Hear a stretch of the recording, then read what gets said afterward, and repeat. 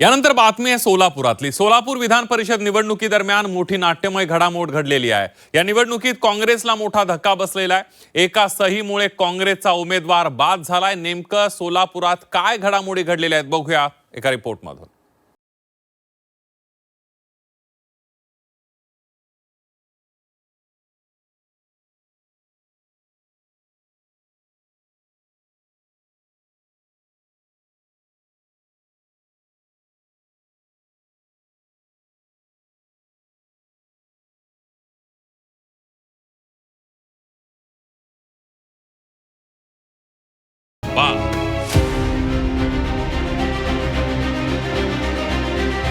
सोलापूर स्थानिक स्वराज्य संस्था विधान परिषदेच्या निवडणुकीमध्ये मोठा गोंधळ पाहायला मिळाला। सोलापूर विधान परिषदेसाठी महायुतीकडून भाजप तर महाविकास आघाडीकडून काँग्रेसला उमेदवारी देण्यात आली होती। मात्र अर्ज छाननीच्या वेळी भाजप विरुद्ध काँग्रेस असा मोठा संघर्ष पाहायला मिळाला। काँग्रेस उमेदवार फतेपूरकर यांच्या उमेदवारी अर्जावर सूचक म्हणून नागेश भोसले यांचं नाव आणि स्वाक्षरी होती।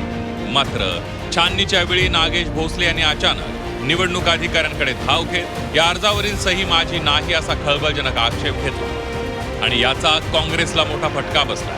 काँग्रेसचे फतेपूरकर यांचा उमेदवारी अर्ज बाद ठरवण्यात आला। फतेपूरकर यांचा उमेदवारी अर्ज बाद झाल्यानंतर काँग्रेस पक्षाचे कार्यकर्ते आक्रमक झाले। काँग्रेसच्या कार्यकर्त्यांनी जिल्हाधिकारी कार्यालयाबाहेर जोरदार घोषणाबाजी केली। काँग्रेसचे उमेदवार आदित्य फतेपूरकर यांच्या अर्जावर 10 सूचकांनी अधिकृत सह्या केल्या होत्या। सूचकाला भाजपने किडनॅप केलं आणि त्याला खोटं एफिडेव्हिट सादर करण्यासाठी भाग पाडला असा गंभीर आरोप खासदार प्रणिती शिंदेंनी केला। तर प्रणिती शिंदे आणि प्रशासनाने कोणताही निर्णय देण्यापूर्वीच निवडणूक प्रक्रियेच्या कामात हस्तक्षेप केल्याचा आरोप करत भाजपने त्यांच्यावर गुन्हा दाखल करण्याची मागणी केली आहे। भाजपच्या आमदारांनी वरून काही इन्स्ट्रक्शन आले असतील, भाजपच्या सगळ्या पदाधिकाऱ्यांनी त्याच्यावर प्रचंड दबाव आणला, त्याला पळवून नेलं, किडनॅप केलं खरं तर, आणि त्याला खोटा ॲफिडेव्हिट या ठिकाणी सादर करण्याचा दबाव आणला की ही माझी सही नाही आहे। एकीकडे छाननीची प्रक्रिया सुरू असताना निकाल यायच्या आधी जर लोकप्रतिनिधी जाऊन जर दबाव टाकायचा प्रयत्न करत असेल हे तर कायदेशीर चुकीचं बाब आहे।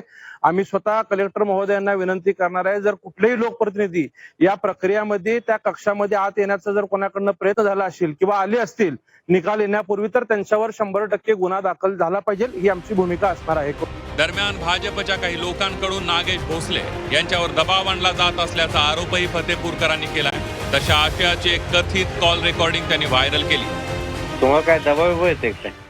आला की आला की काय म्हणून असं का केलं, कशाला अनुमती कोणतं केलं, कोणाच फोन आलता? असं मग बोलतो फोनवर नको। होय, तिघाचे फोन आले। तुम्ही कुठं जावा निघून गावाला उद्या एक दिवस बोलतो की आल्यावर।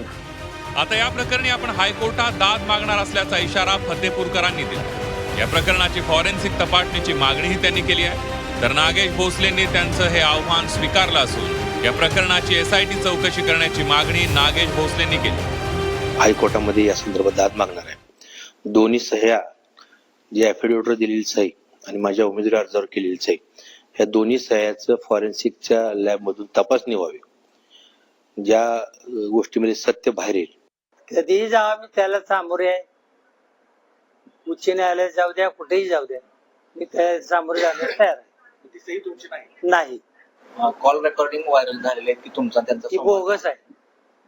कॉल रेकॉर्ड लॅब मध्ये पाठवणार आहे ते पण आम्ही लॅबला पाठवा म्हणतोय, त्याची चौकशी कुठले ते SI चौकशी व्हावी, SIT चौकशी व्हावी, त्यावर कडक कारवाई व्हावी।